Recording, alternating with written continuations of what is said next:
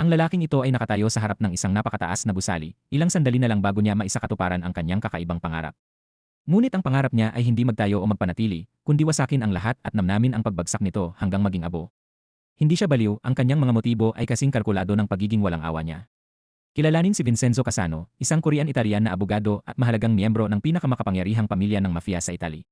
Dalubhasa siya sa paglilinis ng maruming pera at pagprotekta sa pamilya gamit ang perpektong legal na imahe. Inampon si Vincenzo ng yumaong Italian mob boss na si Fabio Casano na kamakailan lamang pumanaw. Ngayon, tinutupad ni Vincenzo ang huling hiling ng kanyang amain sa pamamagitan ng pagbisita sa isang lalaki mula sa karibal na pamilya ng mafia. Ang lalaking ito, puno ng kayabangan, ay naniniwalang hindi na magiging banta ang pamilya Casano mayong patay na si Fabio. Ipinaliwanag ni Vincenzo na ang huling hiling ng kanyang ama ay makipagkasundo sila, kaya siya narito ngayon. Ngunit ayaw siyang kausapin ng lalaki, kaya tumayo si Vincenzo at umalis. Sa sandaling iyon, may eroplano na lumipad sa ibabaw ng mansyon at nagwisik ng likido sa lahat. Sinabi ng lalaki na nag-spray sila ng bukid noong nakaraang linggo, ngunit bahagi ito ng plano ni Vincenzo, gasolina pala ang likido. Sinindihan ni Vincenzo ang lighter at itinapon ito sa lupa, dahilan upang magliyab ang buong lugar. Pagkatapos, pinuntahan niya ang bangkay ng kanyang ama bago ang libing. Doon, ang tunay na anak ni Fabio na si Paolo Casano ay nagalit dahil nainggit siya kay Vincenzo. Galit siya dahil mas pinagkatiwalaan ng kanyang ama si Vincenzo at sa kanya ibinigay ang mahalagang misyon. Kinagabihan, nagpadala si Paolo ng 3 asasin upang patayin si Vincenzo. Ngunit nalinlang sila ng bihasang abogado at siya ang unang pumatay sa kanila. Tinawagan niya si Paolo habang papasok ito sa kanyang mansyon. Habang nag-uusat sila sa telepono, sumabog ang supercar ni Paolo. Binalaan siya ni Vincenzo na layuan siya, kung hindi ay mamamatay siya. Ipinahayag niyang aalis siya papuntang Asia at pinayuhan si Paolo na huwag siyang hanapin kung nais nitong mabuhay. Habang papunta si Vincenzo sa Korea, naaalala niya ang isang lihim na silid na puno ng mga gintong plato, ngunit hindi iyon basta-bastang silid. Samantala, isang babaeng nagngangalang Hong Chayaong ang dumadalo sa korte upang ipagtanggol ang kumpanyang Babel sa isang iligal na kaso. May mga taong nagdedemanda sa Babel dahil sa masamang epekto ng kanilang gamot. Mas nakakagulat, si Chayaong ay nakikipaglaban laban sa sarili niyang ama na si Hong Yuchan, ang abogado ng mga nagrereklamo. Dumating si Vincenzo sa Korea at sumakay ng taxi. Inalok siya ng tubig ng driver, ngunit may halo itong pampatulog kaya nawalan siya ng malay. Nang magising siya, nakatali siya sa sasakyan at nakita ang driver kasama ang kasabwat nito. Ninakawan siya at muli siyang pinatulog.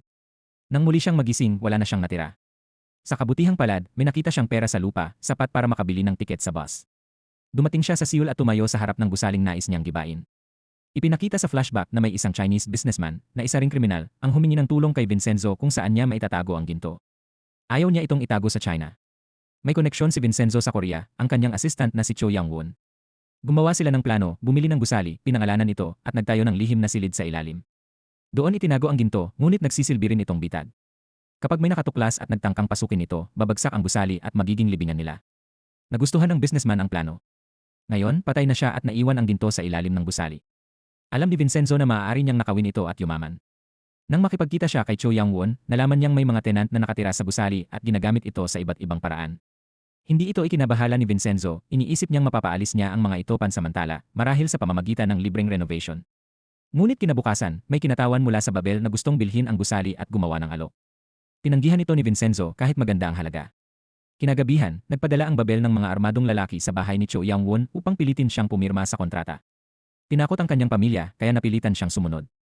Kinabukasan, habang nagmamaneho si Cho at kausap si Vincenzo, binangga siya ng truck upang patayin siya. Kasabay nito, pumunta ang mga tauhan ng Babel sa gusali upang paalisin ang mga tenant sa loob ng 7 araw. Tumutol ang mga ito at mabilis na uminit ang sitwasyon.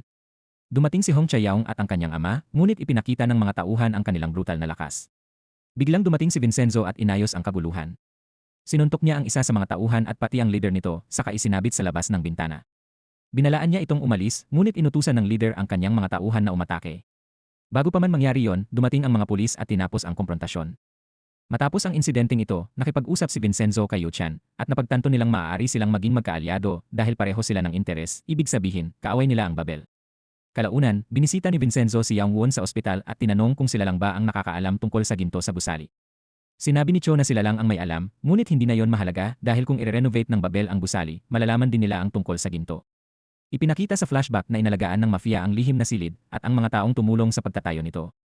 Ang mga taong iyon, pati na rin ang mga naglipat ng ginto, ay pinatay ng ibang grupo pagkatapos. Pagkatapos, bumalik si Vincenzo kay Yuchan at hiniling na magtulungan sila upang pigilan ang Babel sa pagpapaalis ng mga tenant bago ang legal na deadline. Ang plano ni Vincenzo ay bumili ng sapat na oras upang magiba ang gusali at makuha ang ginto. Si Chayaong ay madalas tumambay sa opisina ng kanyang ama at inimbitahan si Vincenzo na maghapunan dahil puro trabaho na lang sila at walang kasiyahan.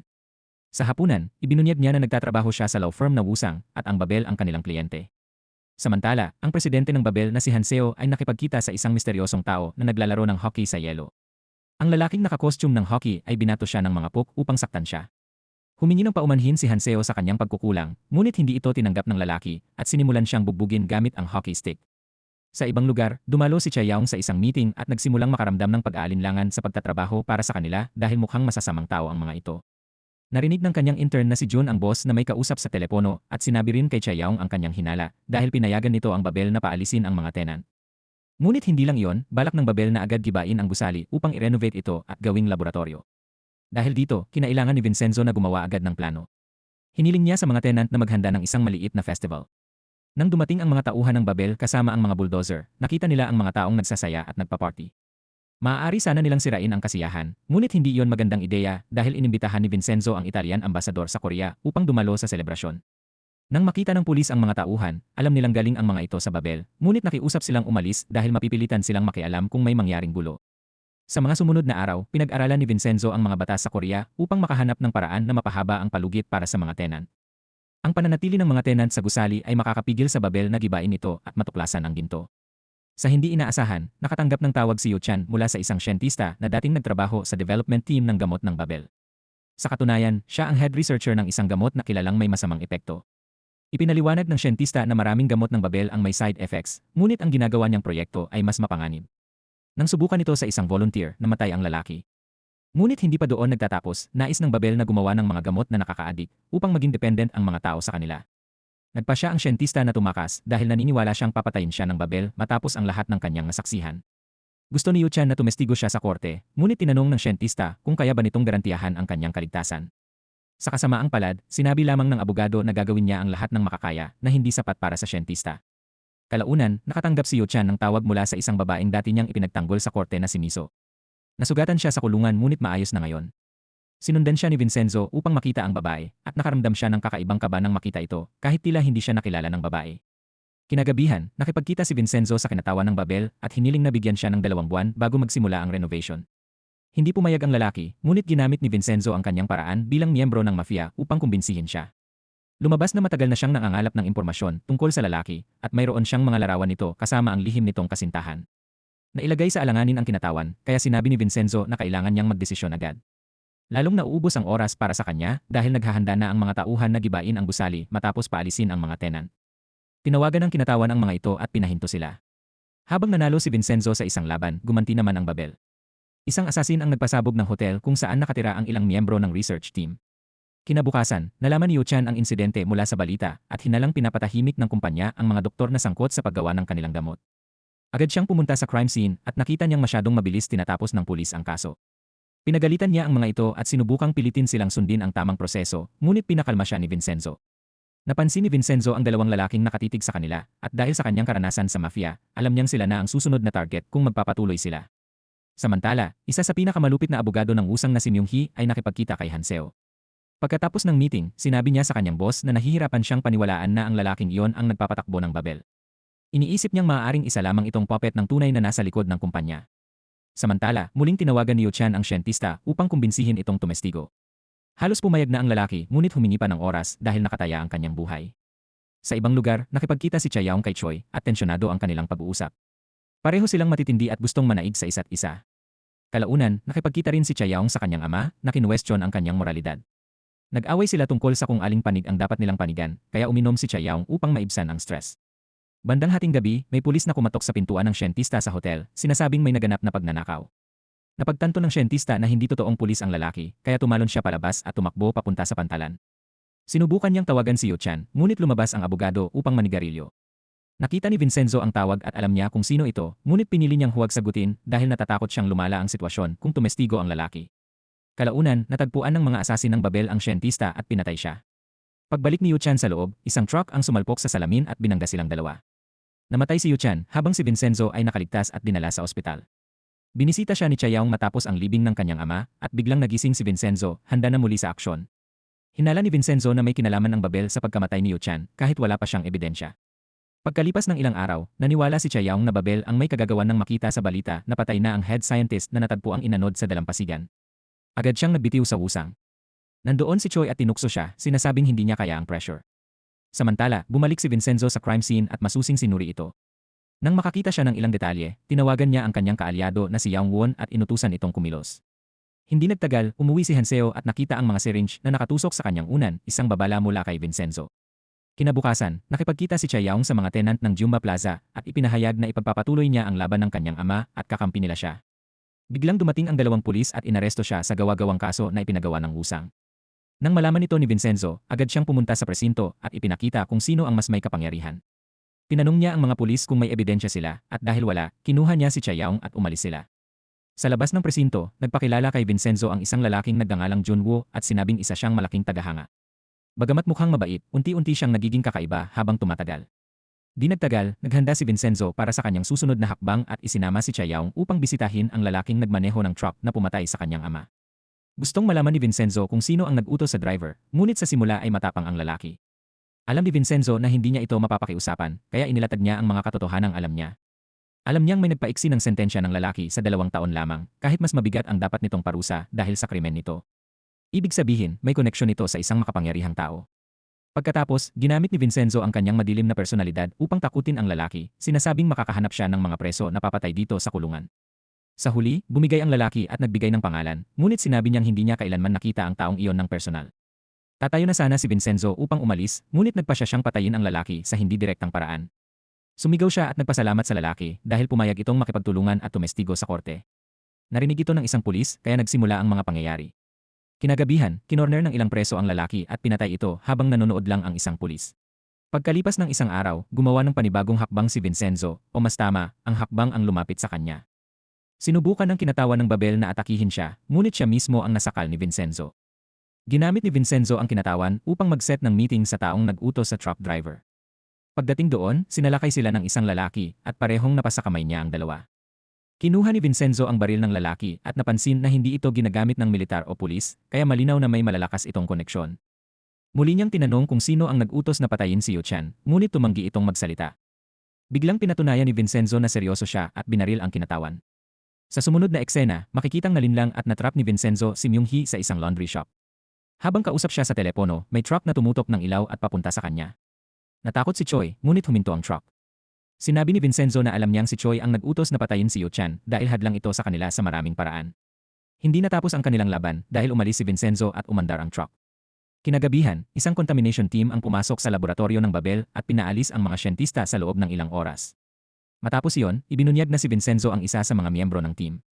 Sinindihan niya ang lighter at hinayaan itong bumagsak sa sahig at nagliyab ang buong lugar. Hindi siya nag-spray laban sa ipis o virus, binuhusan niya ng gasolina ang lugar upang sirain ito. Ipinakita sa flashback na planado ang lahat.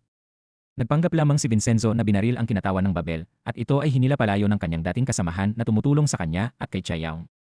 Ang isa pang nakagapos na lalaki ay naniwalang pinatay ang kinatawan kaya ibinunyag niya ang lahat ng impormasyong kailangan ng mga abogado. Sa kasalukuyan, dumating si Hanseo sa laboratorio at nagsimulang sumigaw nang makita itong nasusunog. 2 sa mga tauhan ni Vincenzo ang nagpasabog palalo, dahilan upang mapaatras si Hanseo. Biglang dumating ang isang mamahaling sasakyan at bumaba ang tunay na may-ari ng Babel, si Jang Junwoo. Siya pala ang nagpapanggap na intern na abogado, habang siya ang tunay na pinuno ng pinakakurap na kumpanya sa bansa. Habang galit na galit siya, tumakas si Vincenzo at ang kanyang grupo. Ang mga kasama niya ay hindi lang basta tauhan, sila ang mga taong tinulungan ni Yuchan, at ngayon ay tumutulong kay Chayaong bilang pagtanaw ng utang na loob. Kinabukasan, nagpasya si Vincenzo na harapin si Hanseo, ngunit sa hindi direktang paraan. Pumunta siya sa gym at tinulungan ito habang nagbubuhat ng weights. Nagpanggap siyang tagahanga at nagtanong ng mga walang kinalaman bagay, tulad kung na-inspire ba ito ni George Soros. Bilang isang abogado at dating miyembro ng mafia, mahusay si Vincenzo sa pagbasa ng tao.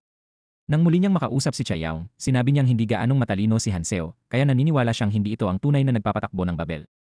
Sa tingin niya, ang susunod nilang target ay si Director Gil, ang namamahala sa drug development. Ngunit kailangan itong ipagpaliban dahil may bagong problema. Ang mga biktima ng side effects ng gamot ng Babel ay gustong umatras sa kaso matapos silang alukin ng malaking halaga ng pera. Tinipon sila ni Chayaong sa opisina ng kanyang ama at sinubukang baguhin ang kanilang isip, ngunit naniniwala ang mga biktima na wala silang tsansang manalo. Para sa kanila, mas mabuting tanggapin ang pera at magpatuloy sa buhay. Samantala, nagdaos si Hanseo ng isang event kasama ang media at pinuri ang mga siyentistang gumawa ng bagong gamot na ilalabas sa merkado. Ngunit habang pinupuri niya ang mga ito, isa sa mga siyentista ang biglang nagsuka ng dugo at bumagsak sa sahig. Samantala, pumunta ang mga tauhan sa isang pizza restaurant sa Jumba Plaza at nagkunwaring may nakita silang pako sa kanilang pagkain. Kinuhaan nila ito ng litrato upang siraan ang restaurant sa social media. Ngunit dumating si Vincenzo at pinatigil sila. Naiinis na ang mga tauhan sa pakikialam niya, kaya sinubukan nila siyang salakayin. Ngunit mahusay lumaban si Vincenzo at natalo silang lahat.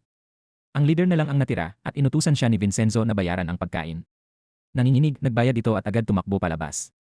Nang magkausap ng mag-isa si Chayaong at Vincenzo, hiniling niyang ipakita sa kanya ang isang galaw na ginamit niya kanina upang malaman kung gaano ito kasakit. Inilapit ni Vincenzo ang kanyang kamay sa noo ni Chayaong at naging mas malapit sila sa isa't isa. Ngunit naistorbo sila ni Junwoo na pumasok sa opisina at nagsimula ng tensyon kay Vincenzo. Napagpasyahan nilang ayusin ito sa pamamagitan ng pagpunta sa isang restaurant at tingnan kung sino ang kayang kumain ng pinakamaanghang na pagkain. Kinabukasan, muling nakipagkita si Vincenzo sa mga tenant habang ang isa sa kanila, isang monghe, ay katatapos lang ng mahabang pagdarasal at pag-ayuno. Sinabi ni Vincenzo na handa na ang lahat para sa kanila. Lililipat sila sa ibang gusali at titira sa mga bagong apartment ng libre habang nire-renovate ang Jumba Plaza. Pagkatapos, babalik sila at titira sa mas maayos na tirahan.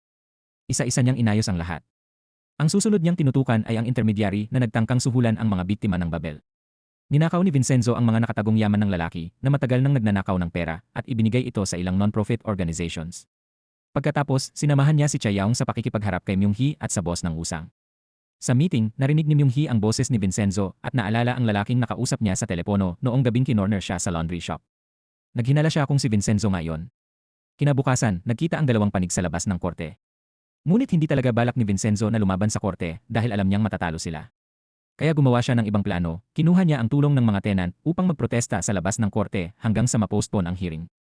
Nang muling maganap ang paglilitis, nakipagkita si Myung-hee at ang kanyang boss sa judge at hiniling na paboran sila. Sinabi ng judge na maaari niya silang tulungan, ngunit humingi rin siya ng cash na donasyon. Nang magsimula ang trial, nagkunwaring may sakit si Chayaong upang makakuha ng oras. Samantala, sinabotahin ng mga tenant ang gusali at nagkaroon ng tagas ng tubig hanggang sa mapilitang ipagpaliban muli ang kaso. Kalaunan, naglibot si Vincenzo sa gusali gamit ang metal detector upang hanapin ang eksaktong lokasyon ng ginto. Ngunit hindi niya alam na sinusundan siya ni An Giseok, isang medyo kakaibang ahente na naghihinalang miyembro siya ng mafia.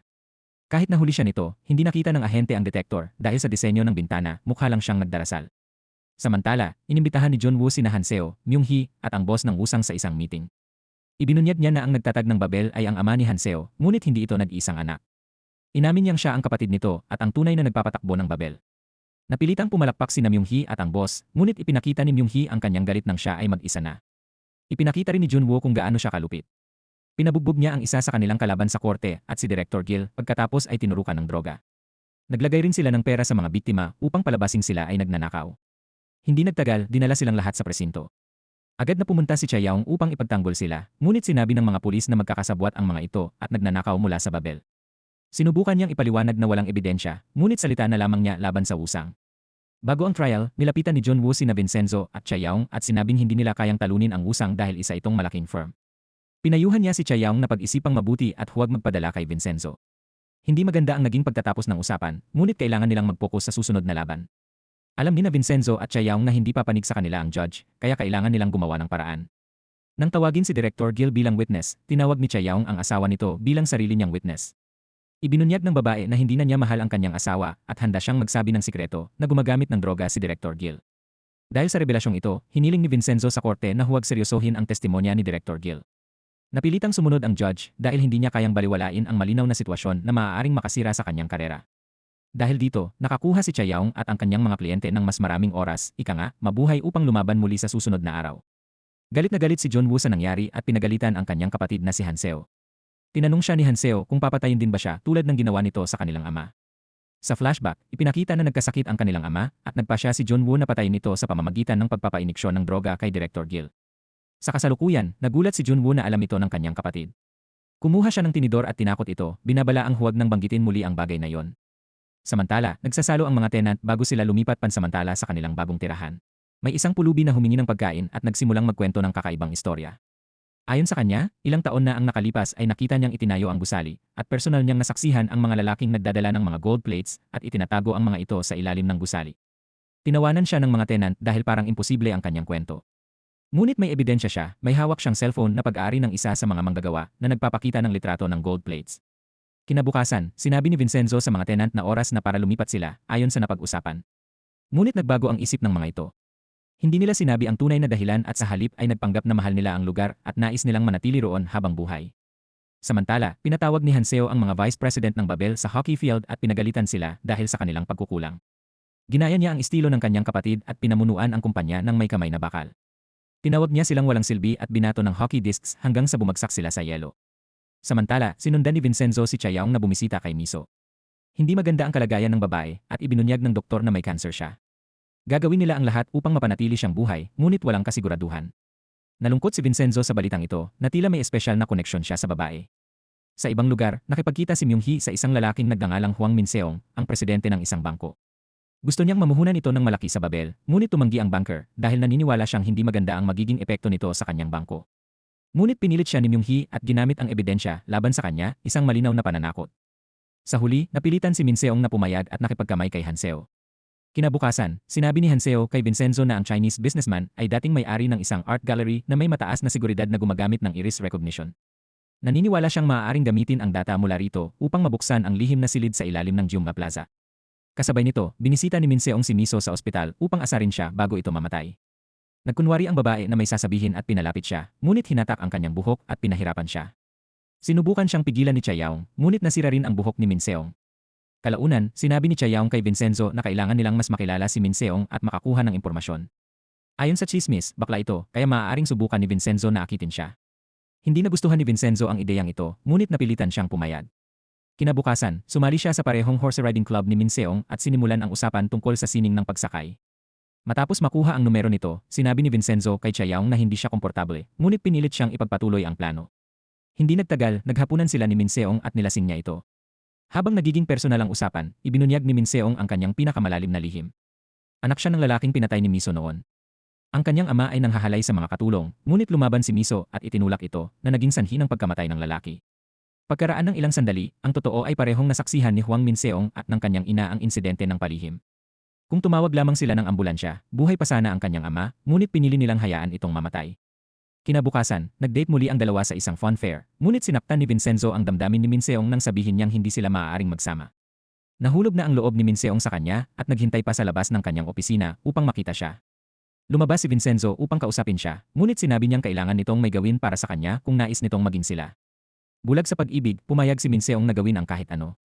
Hindi nagtagal, nagdaos ang Babel ng press conference kung saan pipirmahan na sana ni Hanseo at ni Min-seong ang kontrata ng investment. Ngunit ng oras na para pumirma si Min-seong, tumanggi siya at sinabing hindi etikal ang Babel. Nagulat si Hanseo at agad na naunawaan na may kinalaman si Vincenzo nang makita niya itong pumapalakpak kasama si Chayaong. Ngunit dumating ang ina ni Min-seong at sinabing siya na ang pipirma para sa bangko dahil siya na ang may kontrol dito. Ngayon naman si Myung-hee ang natawa. Ipinakita sa flashback na nakipagkita siya sa ina ni Min-seong at tinakot ito na ibubunyag ang sikreto nito kung hindi siya tutulungan. Alam ni Myung-hee ang lahat tungkol sa kanyang asawa. Hindi pa tapos si Vincenzo sa pagtuturo ng leksyon kay Min-seong. Tinulungan siya ng mga tenant na kidnapin si Min-seong at ikulong sa isang silid na puno ng usok. Ang iba sa mga tenant ay nagkunwaring mga zombie at tinakot siya ng husto. Nang makalabas siya, tumakbo siya papunta kay Vincenzo at humingi ng proteksyon. Hindi lamang napahiya si Min-seong sa publiko, kundi naaresto rin siya matapos kumbinsihin ni Chayaong ang ilan sa kanyang dating empleyado na tumestigo laban sa kanya tungkol sa kanyang marahas na ugali sa trabaho. Galit si Hanseo kay Vincenzo, ngunit pinakalma siya ni Junwoo. Samantala, muling nagharap sina Chayaong at Myung-hee at kapwa determinadong talunin ang isa't isa. Sa harap ng mga reporter, ipinahayag ni Chayaong na ibabagsak niya ang Babel dahil ito ay kumikilos na parang kartel.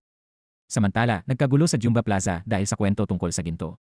Hinahanap ito ng mga tenant, ngunit may iba pang mga magnanakaw na naghahanap din ito.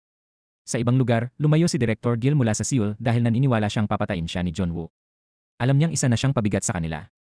Nakipag-ugnayan siya sa isang judge na nagngangalang Judon na nagbigay sa kanya ng proteksyon. Nagdaos siya ng hapunan kasama ang mga makapangyarihang tao at sinubukang kumbinsihin silang kumampi sa kanya, ngunit may isang nagalit dahil sinusubukan niyang suhulan ang mga ito. Ang pangyayaring ito ay nagbunga ng masamang resulta dahil ang mga taong iyon ay inabangan at kinidnap sa daan. Samantala, sa plaza, natagpuan ng mga tenant ang mga magnanakaw at nagkaroon ng away. Dumating si Vincenzo at hinarap ang mga ito na isang malaking pagkakamali para sa mga magnanakaw dahil natalo sila at napilitang tumakas. Kasabay nito, dinala ni Hanseo ang mga kinidnap na lalaki sa isang container. Isa sa kanila ay pinuno ng Bureau of Investigation laban sa organized crime at handang makipagtulungan sa Babel. Ang isa naman ay tumanggi, ngunit pinagsisihan niya ito nang dumating si Junwoo na may hawak na hockey stick at pinatay siya. Sinabihan siya ng boss ng usang na si Han na maging maingat dahil ang ganitong pagpatay ay magdadala ng problema. Ngunit dahil sa kanyang pagiging mapagkontrol, sinabi ni Junwoo na kaya niyang gawin ang kahit ano. Natakot sina Hanseo at ang iba, ngunit si Myung-hee ay ngumiti lamang. Matapos ang insidente sa plaza, natulog si Chaeyoung sa bahay ni Vincenzo. Kinabukasan, nanood sila ng balita at nalaman ang tungkol sa pagkamatay ng lalaking pinatay ni Junwoo. Nagkasundo sila na ang susunod nilang hakbang ay alamin kung sino talaga ang nagpapatakbo ng Babel. Kalaunan, muling sinubukan ni Vincenzo na kausapin ang isa sa mga monghe na gumagamit ng silid na nasa ibabaw mismo ng vault. Ngunit kahit anong pilit niya, sinabi ng monghe na hindi siya maaaring umalis sa templo dahil inialay na niya ang kanyang buhay sa relihiyon. Sa mga sumunod na araw, sinubukan nina Chaeyoung at Vincenzo na alamin kung sino ang maaari nilang pagkatiwalaan. Ang pinakamainam nilang hakbang ay makipag-ugnayan kay Judge Judon at tingnan kung handa itong tulungan silang labanan ang Babel. Nang makipagkita sila, ibinunyag ni Judon na iniisip ni Director Gil na lumipat ng panig, ngunit hindi pa siya makakapagbigay ng karagdagang impormasyon. Habang sinusubukan ni Vincenzo na mag-isip ng paraan upang pabagsakin ang Babel, si Junwoo ay may video call sa isang mataas na miyembro ng Colombian cartel. Sinabi niyang magiging drug paradise ang Korea at hinikayat itong mamuhunan sa Babel. Kinabukasan, tinawagan ni Vincenzo si Judge Judon upang itanong ang lokasyon ni Gil. Tumanggi muna ang judge dahil hindi niya maaaring ibunyag ang lokasyon ng isang posibleng testigo, ngunit sinabi ni Vincenzo na alam niya kung paano makakuha ng impormasyon mula kay Gil. Sa huli, ibinigay ni Judon ang lokasyon. Sumama sina Chaeyoung at Nam kay Vincenzo upang hanapin si Gil. Nahanap nila ang dating medical director ng Babel, ngunit huli na ang lahat. Naunahan na sila ng Babel at patay na si Gil. Makikitang nagdiriwang si Nam Myung-hee at Junwoo at tila hindi si Gil ang huli nilang biktima. Pagkalipas ng isang araw, natagpuan ng mga otoridad ang isang van na puno ng bangkay. Hindi ito ordinaryong mga tao, sila ang ilan sa mga lumalaban sa Babel sa korte. Ginawa itong magmukhang aksidente. Pumunta sina Vincenzo at Chaeyoung sa presinto upang ipahayag ang kanilang hinala, ngunit hindi kumilos ang mga pulis dahil nasa ilalim sila ng impluwensya ng Babel. Sinundan ni Vincenzo ang mga pulis at nakita silang pumasok sa isang gambling club upang mangolekta ng pera. Pagkatapos, umakyat sila sa bubong upang bilangin ito, ngunit nahuli sila ni Vincenzo at kinuhanan ng litrato. Alam ng mga pulis na tapos na sila, kaya sinubukan nilang umatake, ngunit sila ay natalo at itinali sa upuan. Dinala sila ni Vincenzo sa gilid ng isang mataas na gusali at sumali rin si Chaeyoung upang tumulong. Sinabi ni Vincenzo na wala siyang pakinabang sa mga pulis na hindi gumagawa ng kanilang tungkulin, ngunit nangako ang mga ito na magbabago at gagawin ng tama ang kanilang trabaho. Samantala, si Mr. Han ay lumapit kay Hanseo at sinabing dapat siya ang mamuno sa Babel. Naimpluwensyahan nito ang kanyang ambisyon at nagsimula siyang isipin ang pagiging tunay na boss ng kumpanya. Kinabukasan, ipinahayag ni Vincenzo na kailangan nilang labanan ang Babel sa paraang mafia, unahin nilang saktan ito bago tuluyang wasakin. Upang magsimula, nagpasya silang pahiyain ang kumpanya. Kinuha nila ang tulong ng mga tenant upang gumawa ng YouTube show na sisira sa reputasyon ng Babel. Pagkatapos, sinimulan ni Vincenzo na takutin ang kanyang mga kalaban. Sumulat siya ng malaking pulang liham na may banta sa pader ni Han. Ginamit din niya ang parehong taktika ng zombie at pinasulat ang letrang C sa bintana. Sa huli, nagpadala siya ng tila bomba kay Hanseo, ngunit isa lamang itong simbolo na may letrang C, isang malinaw na babala. Nang pag-isipan ni Jang Junwoo at ng kanyang grupo, napagtanto nilang ang letrang C ay tumutukoy sa apelyido ni Vincenzo Casano. Natawa si Junwoo nang mapagtanto niyang miyembro nga ng mafia si Vincenzo at ginagamit nito ang mga patakaran ng mafia laban sa kanya. Gusto niyang gumanti, kaya nagpadala siya ng isang mapanganib na gang upang takutin ang mga tenant sa plaza. Nainis ang dating mga tauhan ng Babel dahil napalitan sila at sinubukang labanan ang bagong grupo, ngunit natalo sila at napilitang umatras. Ang bagong gang ay kilalang mapanganib, ngunit hindi basta-basta ang mga tenant. Ang isang lalaking nagtatrabaho bilang mananahi ay may karanasan sa pakikipaglaban at ginamit ang kanyang gunting upang talunin ang buong gang. Samantala, nakipagkita si Junwoo kay Chaeyoung at nagkunwaring may mahalagang impormasyon. Habang ito'y nangyayari, may grupo ng mga asasin na sumusunod kay Vincenzo. Tinawagan siya ng kanyang kakampi upang balaan si Chaeyoung, kaya agad siyang naghanap kay Vincenzo. Sumunod si Junwoo na nagkunwaring tutulong. Habang pinaplano ni Vincenzo ang bitag, napatay niya ang karamihan sa mga asasin at pinabayaan ang isa upang ma-interrogate. Ngunit tumanggi itong ibunyag ang tunay na pagkakakilanlan ng pinuno ng Babel. Hindi nagtagal, dumating sina Junwoo at Chaeyoung at nakita si Vincenzo na hawak ang cellphone ng asasin. Sinabi ni Vincenzo na oras na para alamin kung sino ang nagpapatakbo ng Babel, kaya tumawag siya sa isang contact sa cellphone. Kinabahan si Junwoo nang mag-vibrate ang sarili niyang phone sa loob ng kanyang jacket. Lumapit pa si Vincenzo sa kanya, ngunit hindi niya narinig ang tunog. Kinabukasan, binisita ni Vincenzo si Miso sa ospital. Ibinahagi nito ang kanyang mga pagsisisi sa buhay, kabilang ang pag-abandona sa kanyang anak dahil sa kahirapan. Matagal nang alam ni Vincenzo na siya ang tunay nitong ina, kaya lihim niya itong inaalagaan. Kalaunan, dumating ang dalawang pulis sa plaza at inaresto si Vincenzo dahil sa umano'y koneksyon niya sa Italian mafia. Wala silang sapat na ebidensya upang ikulong siya, ngunit balak nilang paalisin siya sa bansa. Samantala, nakipagkita si Hanseo sa kanyang kapatid at hiniling na ito na ang tuluyang mamuno sa Babel. Nagalit si Junwoo at tinutukan siya ng kutsilyo, binabala ang huwag na ulitin ang ganitong hiling. Sa ibang lugar, nakipagkita si An Giseok sa kanyang pinuno at sinabing kailangan nila si Vincenzo. Naging malapit na siya kay Vincenzo at naniwalang makakatulong ito laban sa organized crime. Pinayagan siya ng kanyang pinuno at hinarang niya ang mga pulis matapos interogahin si Vincenzo ni Judge Judon. Dahil may jurisdiction siya, nakuha niya si Vincenzo mula sa kanila. Pagkatapos, sinabi ni An Giseok na nais niyang sumali sa team ni Vincenzo, ngunit may tatlong kondisyon, ang dalawa ay makatwiran, at ang pangatlo ay humingi lang siya ng yakap. Di nagtagal, tinawagan si Vincenzo ng kanyang kaibigang mafia na si Luca at sinabing may naghahanap sa kanya. Kasabay nito, lihim na kinausap ni Mr. Han si Hanseo at pinuno ang isip nito ng ideya na kaya nitong mamuno sa Babel. Dahil dito, nagsimulang mag-isip si Hanseo ng mas radikal na paraan. Naghinala siya kay Judge Judon kaya kinidnap niya ito at pinilit maglaro ng Russian roulette. Hindi kinaya ng judge ang pressure at ibinunyag ang katotohanan na si Jang Junwoo ang tunay na nagpapatakbo ng Babel at nakikipagtulungan siya rito para sa kapangyarihan. Sa huli, pinuntahan ni Vincenzo si Junwoo sa kanyang apartment at direktang tinakot na papatayin ito. Ibinunyag ni Junwoo kung gaano siya kasira ang pag-iisip nang kunin niya ang baril at itinapat ito sa sarili niyang noo, hinahamon si Vincenzo na barilin siya. Sa mismong sandaling iyon, dumating si An Giseok kasama ang mga pulis at inaresto si Junwoo habang nagpapanggap itong biktima. Nagsimula ang maikling labanan sa korte, kung saan sinubukan ni Judge Judon na ipakulong si Vincenzo dahil sa tangkang pagpatay. Ngunit napigilan ito ni Chayaw kaya malaya siyang nakalabas. Nagbago ng plano si Junwoo at pinayagan ang kanyang kapatid na si Hanseo na magtrabaho para sa Babel, ayon sa payo ni Myung-hee na maghinay-hinay muna. Habang nasa labas ng lungsod, nalason si Junwoo matapos uminom ng tubig na nilagyan ng droga ng mga tauhan ni Vincenzo. Tinawagan siya ni Vincenzo upang ipakita ang kanyang kapangyarihan at kalupitan. Nagalit si Junwoo dahil inaasahan niyang may matinding seguridad siya. Kalaunan, nagbigay si An Giseok ng magandang balita. Ang pinuno ng kanyang ahensya ay nagpapanggap na kakampi ni Junwoo upang makakuha ng impormasyon laban sa kanya. Bukod dito, may tinatawag na guillotine file na naglalaman ng mga sikreto ng mga makapangyarihang tao sa bansa. Kung makukuha nila ito, maaaring magamit nila laban sa Babel.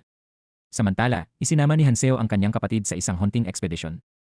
Nang makita niya ang pagkakataon, pinaputukan niya si Junwoo gamit ang rifle. Natamaan si Junwoo ngunit nakabangon pa rin. Bago pa siya tuluyang patayin, may ibang hunter na dumating at napigilan ang plano ni Hanseo. Nagkunwari si Hanseo na aksidente ang nangyari, ngunit sa loob-loob niya, alam niyang mapapahamak siya kung mabubuhay ang kanyang kapatid.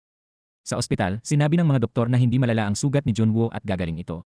Nagkunwari si Hanseo na natuwa, ngunit sa totoo lang ay natatakot siya. Sa silid, kinausap ni Myung-hee si Junwoo at sinabi na marami ng kumikilos laban sa kanya.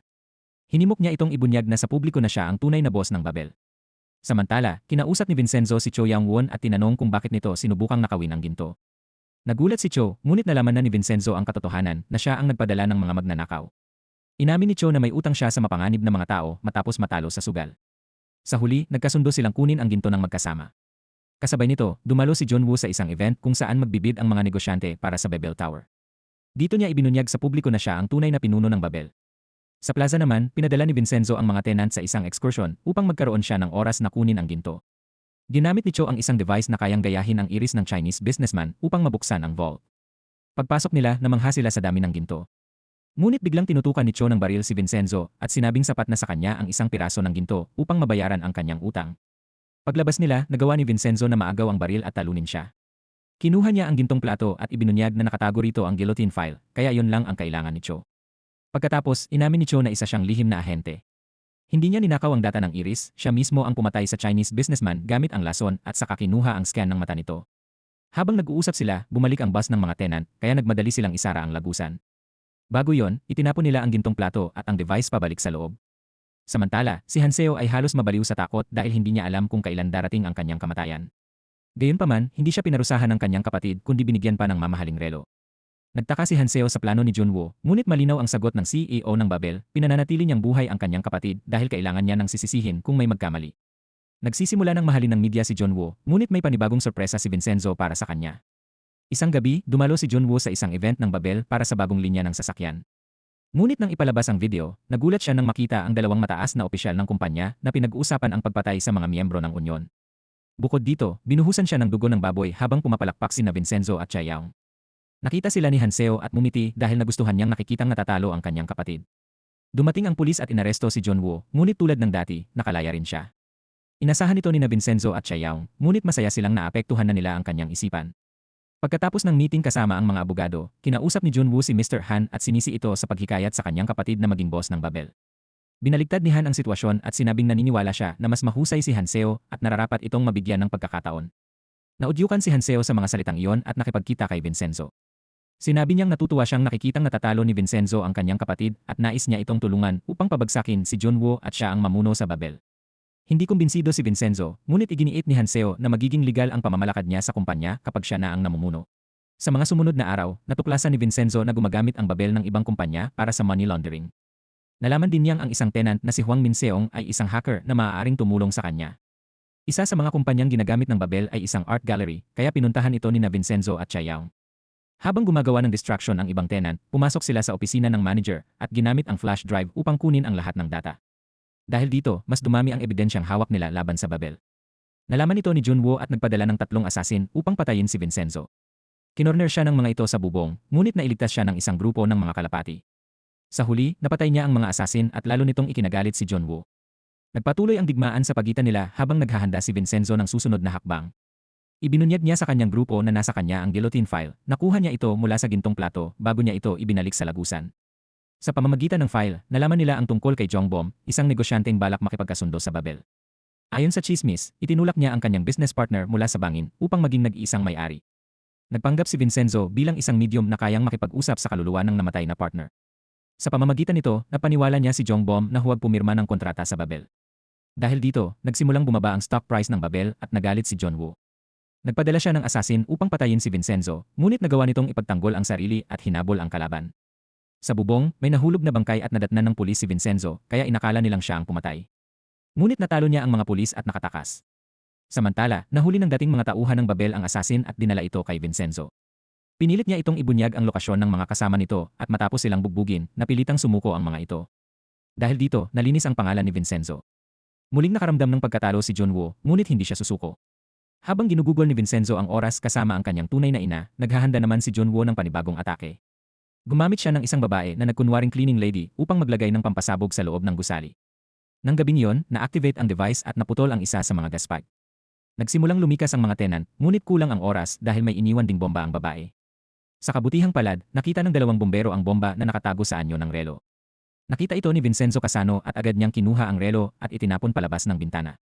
Naglabas ng galit si Jang Junwoo sa kanyang kapatid hanggang sa pumasok si Myung-hee dala ang larawan ng tunay na ina ni Vincenzo. Nakakita ng pagkakataon si Junwoo at inutusan si Myung-hee na kumilos. Pinakawalan ni Myung-hee ang isa nilang tauhan mula sa kulungan at inatasang patayin si Miso. Pumasok ang lalaki sa ospital na nagkunwaring nurse, nakapasok sa silid at pinatay siya. Nagdiwang si Junwoo at ang kanyang grupo, ngunit nagsimula ng hanapin ni Vincenzo ang pumatay sa kanyang ina. Sinuri niya ang CCTV at natukoy ang salarin. Nahanap niya ito at pinahirapan, ngunit hindi pinatay. Sa halip, pinakawalan niya ito upang dalhin siya sa kanyang amo. Dinala siya ng lalaki sa country house ni Junwoo. Sinubukan siyang pigilan ng mga gwardiya, ngunit determinado si Vincenzo. Pagdating niya, binaril niya ang killer at tinakot ang lahat. Nagpaputok siya sa paligid at sinabi na mamamatay silang lahat, ngunit hindi pa ngayon at hindi sa bala. Bago siya umalis, pinatunayan niyang seryoso siya sa pamamagitan ng pagbaril sa tainga ni Junwoo. Kinabukasan, nagising si Junwoo na galit at sinampal ang kanyang kapatid. Pinagalitan din niya si Myung-hee at inutusan itong humanap ng paraan upang alisin si Vincenzo. Hindi nagtagal, muling nagdaos si Junwoo ng event para ibenta ang mga opisina sa Babel Tower. Ngunit isang dating tauhan niya na ngayon ay kakampi ni Vincenzo ang pumasok na may bomba sa katawan at isa pa sa loob ng cake. Gamit ang speakers, inutusan niya ang mga tao na lumayo sa Babel kung nais nilang mabuhay at pilit silang pinakain ng kanilang mga kontrata. Isa-isa, kinain ng mga negosyante ang mga dokumento. Pagkatapos, pinayagan silang umalis ni Vincenzo. Sumabog ang bomba, ngunit tubig lamang ang lumabas. Samantala, natakot si Mr. Han at humingi ng proteksyon sa isang mayamang negosyante. Habang naglalaban ng lahat, patuloy na kumukuha ng impormasyon si Vincenzo gamit ang tulong ng pinuno ng ahensya na lihim na nagre-record ng mga meeting ni Junwoo. Sa kabilang banda, may sarili ring plano si Junwoo. Nang muling magkita sina Hanseo at Vincenzo, naging tensyonado ang sitwasyon at nagtutukan sila ng baril. Ngunit dumating ang Interpol upang arestuhin si Vincenzo. Nabaril siya sa komprontasyon, ngunit bigla siyang tumayo at tinutukan ang mga ahente. Dinala niya ang mga ito sa isang container, pinatay ang ilan at binalaan ang iba. Kapalit ng kanilang pananahimik, ibibigay niya ang ebidensya laban sa kanyang stepbrother na si Paolo sa Italy. Sa buong panahong ito, patuloy na nagtatayo sina Vincenzo at Chayaw ng matibay na kaso laban sa Babel. Sa harap ng media, ipinahayag nilang babagsak ang kumpanya. Habang tumitindi ang laban, naging district judge si Mr. Han dahil sa kanyang koneksyon. Tinakot siya ni Vincenzo na ipakulong si Junwoo kahit pansamantala kung hindi ay mamamatay siya. Alam ni Vincenzo na hindi magtatagal sa kulungan si Junwoo, ngunit gusto lamang niyang pahirapan ito.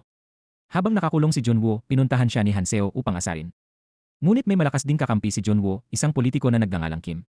Inatake ng mga tauhan nito si Judge Judon at nalaman ang tungkol sa ginto sa plaza. Isang gabi, pumunta si Kim sa plaza kasama ang kanyang mga tauhan, ngunit lumaban ang mga tenant sa tulong nina Vincenzo at Angiseo. Sa huli, nagawa ng babaeng hacker na buksan ang lagusan gamit ang computer at nailipat ng mga tenant ang lahat ng ginto palabas ng plaza. Para naman kay Kim, nagising siya malapit sa tambakan na may matinding sakit ng ulo. Makalipas ang ilang sandali, muling nagharap ang magkabilang panig sa korte, ngunit walang pinal na desisyon na naabot. Umasa si Hanseo at nakipagkita kay Mr. Han na nagsabing maaari niyang kunin ang babel kung bumagsak ang kanyang kapatid. Ngunit hindi nagtagal, nakalaya si Junwoo at ipinakita ang kanyang galit. Inatake at kinidnap niya si Chaeyoung, pagkatapos ay pinasok ang opisina ng kanyang kapatid at tinutukan ito ng baril. Hindi niya ito pinatay, ngunit malakas niyang sinaktan. Pagkagising ni Hanseo, natagpuan niya ang sarili sa parehong silid kasama si Chaeyoung. Hindi sila nagulat dahil alam nila kung anong klaseng tao siya. Sinubukan ni Vincenzo na hanapin sila, ngunit napigilan siya dahil nakatutok ang baril ni Junwoo kay Hanseo. Biglang sinalakay ni Hanseo ang kanyang kapatid at nagkaroon ng kaguluhan. Sinubukan ni Junwoo na barilin si Vincenzo, ngunit si Chaeyoung ang tinamaan. Muling sinubukan ni Hanseo na pigilan ang kanyang kapatid, ngunit binaril siya ni Junwoo. Nakita ni Junwoo si Vincenzo na hawak si Chaeyoung at tinutukan niya ito, ngunit wala ng bala ang kanyang baril. Napagtanto niyang wala na siyang pag-asa, kaya tumakas siya. Naging stable ang kalagayan ni Chaeyoung, ngunit nang tingnan ni Vincenzo si Hanseo, namatay ito sa kanyang mga bisig. Kinabukasan, nagising si Chaeyoung sa ospital at ligtas na siya. Kalaunan, nakipagkita si Vincenzo kay Angiseo at ibinigay sa kanya ang guillotine file dahil pinagkakatiwalaan niya itong gamitin ng tama. Ang natitira na lang para kay Vincenzo ay tapusin ang kanyang mga kaaway. Pinatay niya si Mr. Han pagkatapos ay hinintay si Myung-hee sa kanyang silid. Habang sinusubukan itong tumakas, pinahirapan niya ito, binuhusan ng gasolina at sinunog. Sa huli, pinigilan ng grupo ng mga tenant at dating tauhan ng Babel si Junwoo. Nagpalitan sila ng putok, ngunit dumating si Vincenzo at binaril si Junwoo sa mga binti. Isinakay niya ito sa kotse at dinala palayo bago pa dumating ang pulis. Nakatali sa upuan, hinintay ni Junwoo ang kanyang kakilakilabot na wakas. Inactivate ni Vincenzo ang makina na magbibigay sa kanya ng mabagal at masakit na kamatayan. Bago siya tuluyang umalis, nagpaalam siya sa kanyang mga kakampi. Dumating si Chaeyoung, isang simbolo ng pag-asa, upang magbahagi ng mapait ngunit makabuluhang pamamaalam. Sa huli, nanaig ang hustisya habang pinangunahan ni Chaeyoung ang laban sa kasamaan. Pagkalipas ng ilang buwan, umunlad ang kanyang law firm. Bumalik si Vincenzo, at ang kanilang muling pagkikita ay isang tahimik ngunit makapangyarihang sandali, kahit magkaiba ang kanilang landas, nananatili ang pangako ng kanilang koneksyon sa hinaharap. At dito nagtatapos ang ating serye. Maraming salamat sa panonood, hanggang sa muli.